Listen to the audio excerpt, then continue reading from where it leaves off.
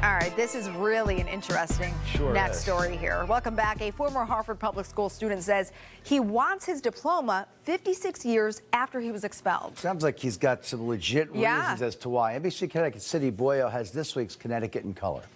76-year-old Mike Fothergill has been a community activist for over 50 years. And while he's been recognized for his service many times, there's one thing he's missing. Allow me to get my diploma. Fothergill attended Hartford High School and was a member of the class of 1968. In his senior year, he says he was expelled by the school board for walking out of class the day after the assassination of Reverend Dr. Martin Luther King Jr. In 1963, when Kennedy died, they let us out of school. And so we were anticipating that they would do the same thing when King was assassinated. We walked out of Hartford High. I was not a leader. I was not one of the first to leave. In fact, I left out of the back door. They walked here to City Hall where they met with the mayor. Hundreds of classmates joined Mike on this walk, and when he returned to school after the weekend, he was told not to come back. This was personal.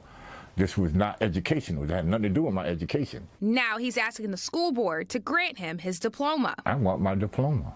You denied me my diploma. In a statement, the board says it has approved an honorary degree program for residents like Fothergill, but it says if he wants a real diploma, he needs to contact adult education for next steps. If you can see and recognize my contribution to my community and willing to give me an honorary one, but you don't want to give me a diploma, that I've exceeded in my educational pursuits. A spokesperson for the Board of Education confirmed that Fothergill's transcript says he withdrawed, but a reason is not listed. Give me written document as to what I was charged with. I would love the diploma eventually, but I need to have these answers about this injustice. Why did you do this to me? The school board says it isn't required to keep records after 50 years, but urges Fothergill to reach out. In Hartford, Sydney Boyo, NBC Connecticut News.